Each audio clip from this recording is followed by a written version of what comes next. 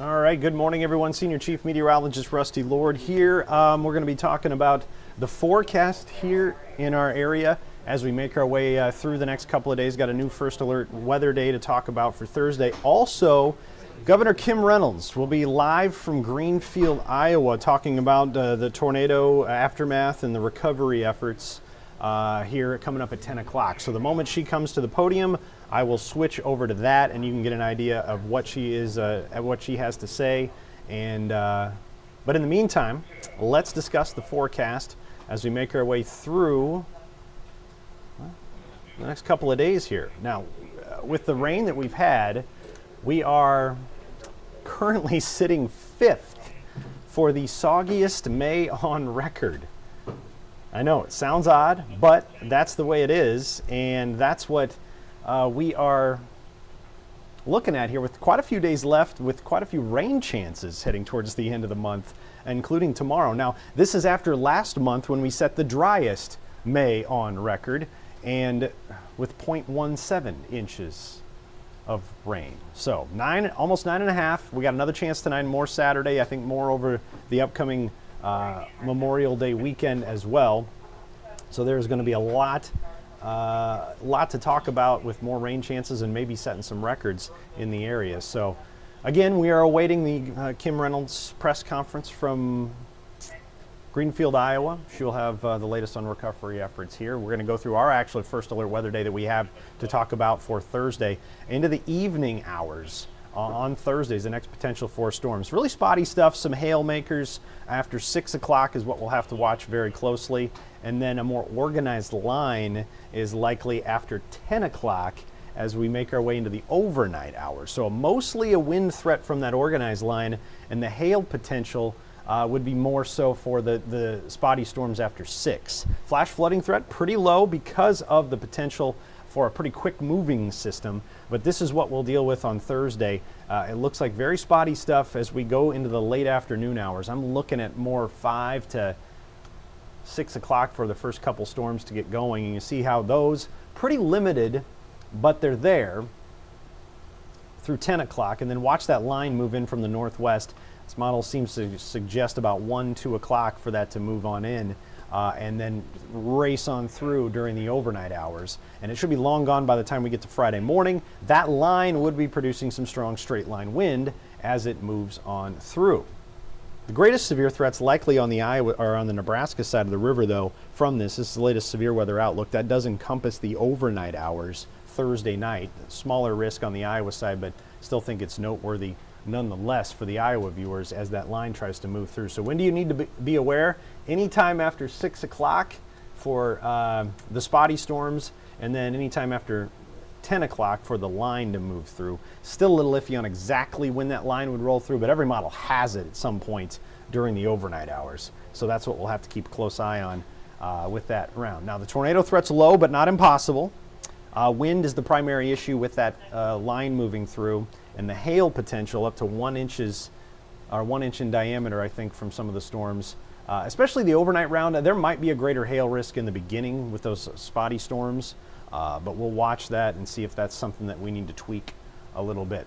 Now tonight, pretty quiet weather. You got the Big Ten tourney going on with low 70s, turning into upper 60s as we go through the evening hours and that game progresses. That is an elimination game between Nebraska and Purdue.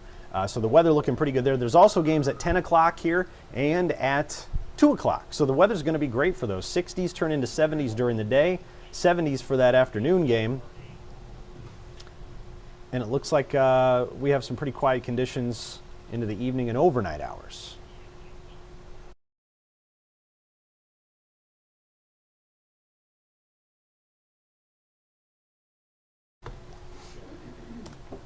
So overnight tonight, into the evening and overnight, pretty quiet conditions. As we make our way into early tomorrow morning, pretty calm to start Thursday, down in the 50s as we get rolling. So the next 10 days show that chance Thursday night, likely increasing a fair amount.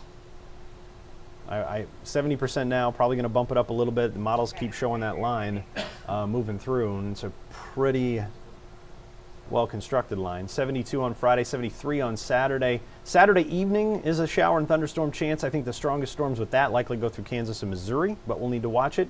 And then on Sunday, right now I'm leaning dry, but be mindful of that Sunday forecast. Don't be surprised if we have to add a rain chance to there.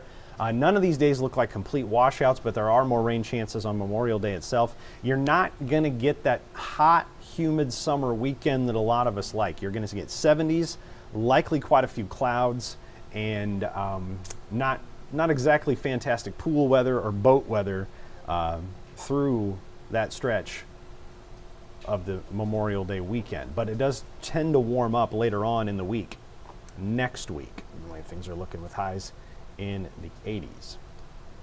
So again, our storm chance is going to be after 6 o'clock tomorrow evening. Could have more after 10 o'clock with a stronger line, or likely we'll have more with that stronger line. As we await Governor Kim Reynolds, she's going to be talking from Greenfield. Let's talk a little bit about the day that was yesterday while I have you here.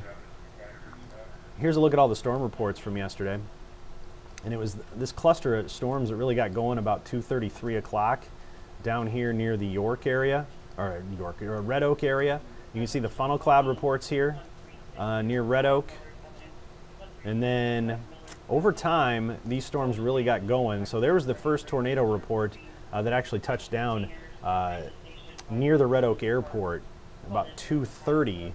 And then we continue to see strong cells to the east. You can see Villisca, confirmed tornado about 3. Then it moved farther east towards the Quincy and the area into Adams County. A couple of cells really got going there. Tornado reports after the 3 o'clock hour, 3:25. Towards Prescott, confirmed tornado near Cromwell. And then it was the cell. Most of these were moving in a northeasterly direction like this. It kept going and going and going. And it was the cluster, there was the cell that was on the ground, very pronounced on radar, right up here near Fontenelle and Greenfield. Moved right through the middle of town, substantial damage. I've seen numerous pictures of homes completely wiped off their foundation. Some pictures of, there was a body shop, a garage that has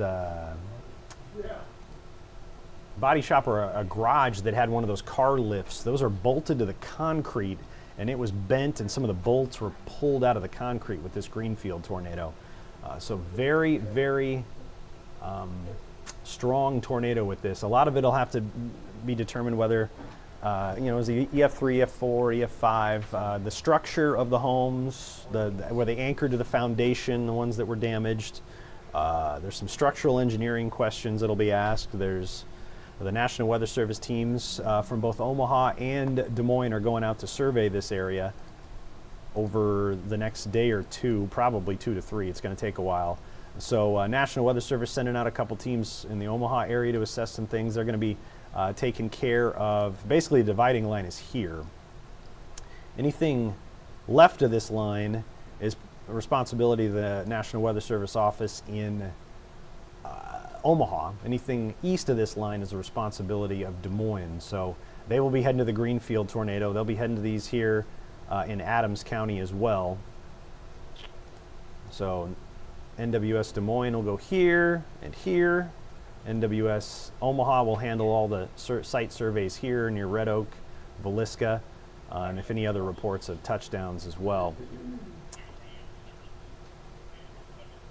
While we're talking about it here, let's look at the rainfall over the last 72 hours. Been pretty impressive. Look at this swath of very heavy rain that's rolled through. You can see radar estimates of maybe a foot of rain in parts of Saunders County over the last 3 days. And you just take an average over this purple shaded area here, at least 7 inches of rain probably for most locations. Washington County can say the same, probably closer to 6 on average. Northern parts of Butler County, pretty impressive, around 6 on average.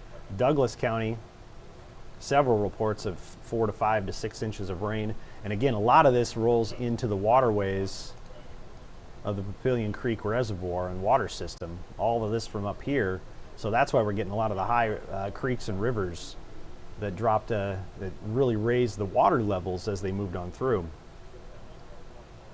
And all this drains south, it'll run into the Platte, it'll eventually run into the Missouri River as well. So again, we're waiting Governor Kim Reynolds. She's going to be talking from Greenfield live, see what's going on.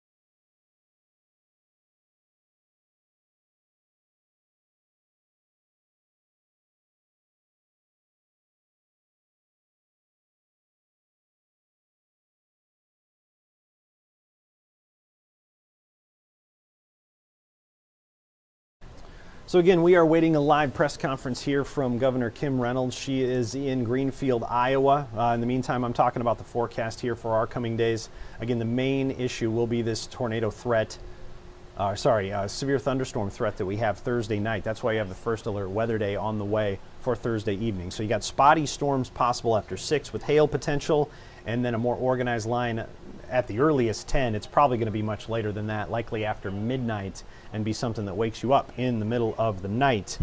Unfortunately, with some strong straight line winds. I wouldn't be surprised if we get some 70-mile-per-hour gusts out of that one. So something to plan for Thursday night as we make our way deeper into the day on Thursday. It should be warmer, a little more humid on Thursday as we build up the energy.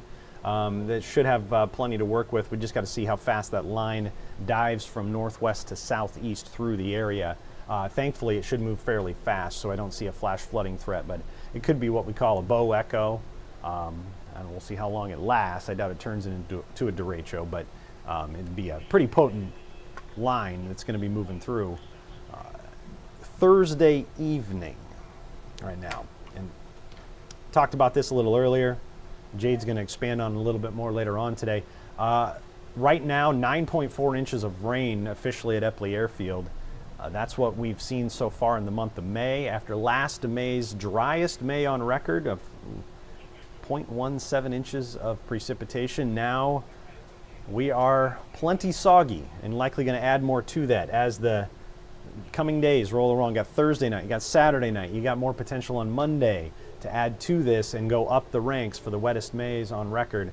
It would be pretty impressive to go back to back with driest to wettest over the course of a year. But that's very much in play, I think, with these rounds of storms, because we need less than 2 inches of rain to bump us up to the wettest May on record. As we continue to await Kim Reynolds for press conference live from Greenfield. A lot of things we don't know quite yet about what happened there. Damage assessment will be done. Yep. All right, we're going to go live to Governor Kim Reynolds right now.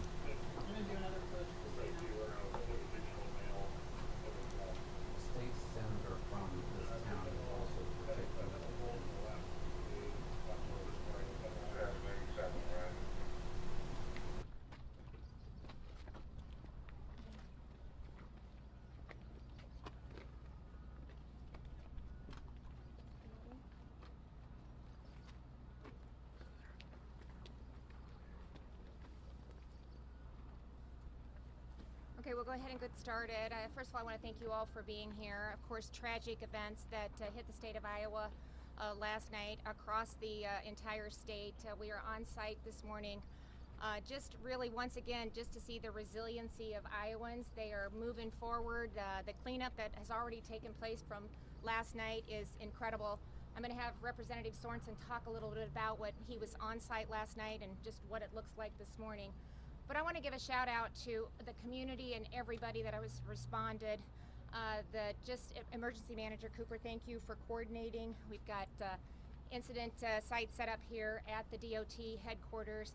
We had law enforcement from Commissioner Bain, State Patrol to local law enforcement that have been in site, really securing the area, making sure that we keep everybody safe and all that was impacted. We had life flights in. We have been able to remove people that were impacted last night and get them to the health care that they needed to receive to other hospitals, other areas of the state. So they stepped in and did a really good job in really making that happen as well. You know, it's just been a month out since Minden and Shelby County and the tornadoes that hit our state at that point. They continue to walk through the recovery. Again, just incredible, the response, the volunteers, the community, the outpouring of help. In fact, we're probably going to hold on a lot of the volunteers for today because we want to continue to go through the debris and the cleanup and make sure that we're doing the jobs that we need to do right now. But incredible response from other EMS providers, directors, communities across the state have been on site and ready to help, and we just so grateful for all of their response to this incident. So, you know, we talked to a couple of people that had been impacted, again, in good spirits, grateful, digging through and looking forward. So I thought at this point, I thought I'd give Representative Swartzen a chance to talk a little bit about what you saw last night. This is your community, so you kind of give a unique perspective. Yeah, it was one of those things where I was painting in a church in Fontenelle and kind of keeping an eye on the weather and keeping on the phone with my wife, and she told me it was getting pretty bad over here and started getting calls from some friends and family, and so I kind of chased the tornado into town and out of town and just pulled into the bank parking lot. And you know, there's incredible common sense in this community. There's incredible resolve. People were already getting to work clearing debris out of the roads. I mean, everybody that brought a skid loader in, thank you a million. I mean, that was a way to clear the streets and make it accessible for emergency personnel. Everybody became little makeshift ambulances. We pulled a guy from the rubble and put him on a little makeshift stretcher that we made, threw him in the back of a truck of a guy that isn't even from Iowa. And we just made our way to the lumber yard, which was the makeshift hospital. And so, you know, as I toured around with the governor, I told her, I kind of wish you were here last night because, I mean, we've already done so well. I mean, this community's already done so well at just cleaning up the streets and getting to work on rebuilding. You know, we may be turning volunteers away for now, but I know news and things like this are easy to forget. Please don't forget about us. Please continue to send volunteers and be at the ready, because we will need just hands on deck and chainsaws and whatever we need to, you know, heavy duty trucks to get this stuff out of here and get started on the rebuild. So that's and that is just for today on the volunteers. So thank you for making sure that we clarified that.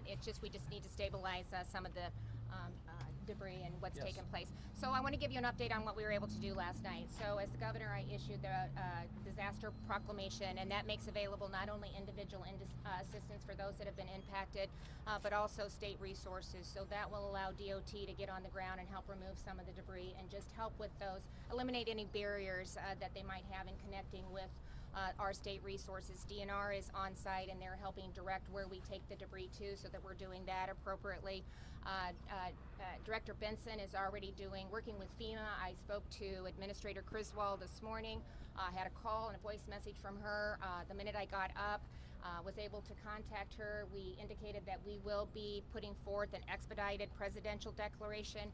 We're hoping by no later than tomorrow we'll have those numbers in so that we can get them to the White House and get a presidential disaster declaration as quickly as possible. We're going to file for individual assistance again and public assistance. As you know, the hospital was damaged, and so we want to make sure that we're providing resources for them as well. That also opens up SBA and other opportunities. There's been ag damage again, just like we saw in Shelby and in Minden, and so in Pot County, and so we'll again probably hopefully we'll qualify for USDA assistance as well. But all of that is in the works. You know, unfortunately, we have a lot of FEMA personnel on the ground right now. So John, I think you'll be able to coordinate with your team and really simplify that process. Instead of making a two-step process, we'll hopefully be able to do it together, and we can get them the numbers as soon as possible. So I really do appreciate Administrator Criswell's outreach and willingness to be on the ground and to do everything we can to get this on the desk of the White House and get that approved so we can get the additional resources that those have been impacted are going to need. John, is there anything else I need to address? No, I think you've covered it. You've given me a good timeline. I'll meet it. Okay, yeah, we're going to be aggressive.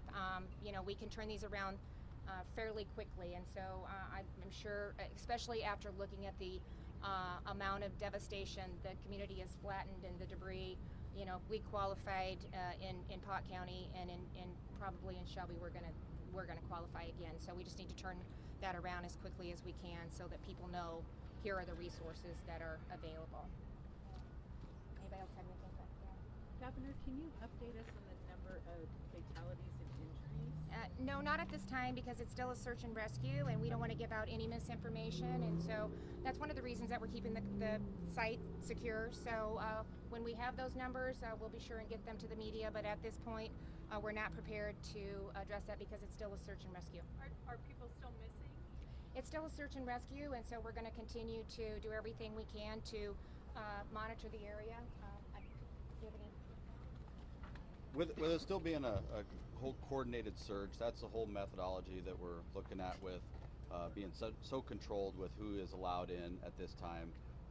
It is still a search mission as far as we're looking to make sure all residents are accounted for. When we have this many homes that have been destroyed and just fully demolished, we want to make sure that every resident, every person is accounted for. So we're going to continue doing that, and then once we have those numbers, we will send that information out.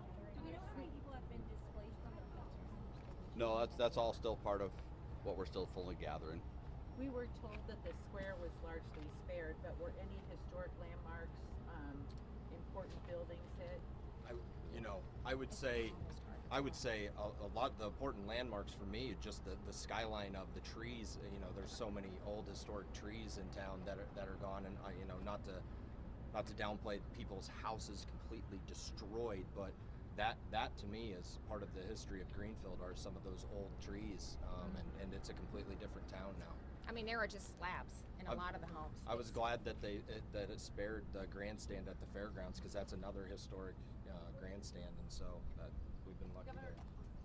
I also want to the hospital did a great job too of just dealing with those that have been impacted and really working with Life Flight. We had 4 Life Flights land last night, so incredible response from that perspective too, to get those that were injured to safety and to critical resources. So really appreciated what they were able to do. I think several of the surrounding hospitals were able to take some of the patients, as well as of course Des Moines was able to take some of the patients as well. Just your gut reaction to seeing the damage? It's just gut-wrenching. I mean, I was just in Minden, as I said, 3.5 weeks ago, and that was horrific. And I think there's even more debris and just more more impacted here. So it is just horrific. It's hard to describe until you can actually see it, the devastation. And it's just, but at the same time, I can't begin to tell you just how heartwarming it is to see just everybody out there helping each other. A friend was going through a neighbor's place looking for photos and just personal items that she could get back to the owner. So you just see that over and over, and just the amount of people willing to step up and step in. I think Representative Sorensen talked about somebody that wasn't even from Iowa that had a truck that made a makeshift to get somebody that was impacted to the resources that they need, to the healthcare that they needed. So you just see that over and over, and it's just it's heartwarming. It's not surprising. It's incredible. It's one big. I've always said Iowa is one big community, and we certainly see that in times of tragedy, and we're witnessing it again. But it's horrific. About Mendon, and your state is used to tornadoes, but Governor, what would you say to people who feel like they're seeing an increase in the frequency and the severity of these storms, and they're scared? Yeah, well, I think it's cyclical. So at times we kind of were under what the average was, and sometimes then people step back and maybe don't take things as seriously. Now we're above what the average is, and so my advice would just be, when you hear these warnings, it is incredible. I want to give a shout out to the Weather Service too. They were able to track this storm, and they were almost to a half an hour, if not even closer than that. Incredible, really giving advance notice, letting individuals know when it would hit and where it would hit, and they were almost spot on. And I tell you, the other reason that was so important, that we were able to just really pinpoint it that closely, we had a lot of kids still in school. And so based on the early advance notice that we were able to get, many of our schools got those kids out of school early, and it hit here at 3. So that would have been the time that the kids would have been on a bus and heading home, and it could have been devastating. So again, that is just getting better and better about really understanding the movement, when and how we can prepare. But I think right now we're going to take it pretty seriously. When they say you need to take cover, it means take cover. So it's important that we listen to the warnings that are available to us right now. Governor, I just had one question about the impact of the hospital. So one thing we had heard, and I don't know if this was confirmed, but that patients possibly had to be moved out of the hospital because it had been damaged into another location. Did that end up being true? Like, can you just kind of give us No, that was true. They did a great job in doing that. Actually, the ambulance was out of the facility that they were housed in, or else that could have been an issue. But they set it up, I think at the lumberyard is where they set up a makeshift kind of hospital, ER, triage, thank you. So they were able to get people there and start to provide them the resources that they need to address the issues. What kind of patient were they, like ICU? No, I don't know the details, okay. and again, I'm not going to speculate. That's where we get in trouble. But they were able to get everybody that was impacted the help that they needed, or they're transported to where they could be helped. A hospital being hit and having to move patients seems like that's like a worst case scenario. Can you just kind of put into context? I mean, how bad is that when you're trying? Well, I think what I would put into context is how well they responded. We prepare for incidences like this. The emergency management team, they prepare for it, and everybody executed like they needed to do. And they got people where they needed to be and got them the help that they needed and the resources. And anybody that was injured was transported or took the air flights to where they needed to be. So I would thank them for their response. We know a couple of families have been displaced. They're sheltering either at the high school or at one of the churches. Have you been able to talk to them at all? I have not talked to them yet. The shelter will continue to be at the high school because we were able to, with the disaster proclamation, that provides the director of the Department of Education, Director Snow, the ability to waive school days, and so she's waived the last 4 days of school. So school is officially over, and they'll be able to continue to use the high school as a shelter. Any other thing that we need to address from that perspective? No, I mean the school is also kind of our makeshift hospital, just for any triage, anybody that might get hurt during our search and rescue or cleanup efforts as well. So, and basically that's just going to be a transition from their initial care, and we got buses stationed there that will transport them to a critical care facility or another hospital somewhere. So. This is Emergency Manager Cooper, who has been facilitating all night. So thank you for all that you've done in helping lead these efforts. Yes, thank you, Appreciate it. Governor. Oh, Governor, sorry, just one more quick, I know it's tough to pinpoint data points, but do you have any ballpark of how many first responders came out? We could say was it dozens, hundreds, how many people responded? I mean, we had You have people law coming from enforcement, everywhere. fire, EMS if they weren't impacted last night, they were basically here Clark County. from the county line or the state line, Missouri state line to the Nebraska state line, and as far north around Fort Dodge, I think we had some units maybe coming from Grand Junction. I know Grand Junction was here. Yeah, I mean all over. It was impressive. Oh yeah, easily. Yeah, we just wanna be able to say hundreds or- I mean, they just come. Firefighters, local law enforcement, emergency managers, Yeah. their team, and every one of the counties on site really offering or coordinating from their facility on how they can help with resources. So it's one big team that really gets stood up to help whoever is in need. It's really, honestly, quite impressive. Could we say hundreds? Could we quantify it that way? Yes. Yeah, Oh, yeah. for sure. Oh yeah. When it comes to the scale of how many buildings were either impacted or damaged, dozens, hundreds, what are we talking I about? can't talk to that. I mean, I think it's still preliminary, right? still I mean, we're preliminary. still It doing a lot of that, and I mean, you can't. It's flat. So we wouldn't want to give out a wrong number, and we're still assessing. And there's properties in the country that have been impacted as well. So we want to make sure that we have an accurate account that we Accurate, report say on. dozens at this point Oh, Oh, heavens, yeah. yes. That's small, yeah. Yeah. That Plus, would be Yep. that yeah, would be way underestimated. And Last question, I Hannah. know that search and rescue is still ongoing, but FEMA is reporting that there were 3 dead here. Yeah, I'm going to say it again, and we've said it multiple times. This is a search and rescue mission, and it will continue to be throughout the day. So thank you very much. Thank you.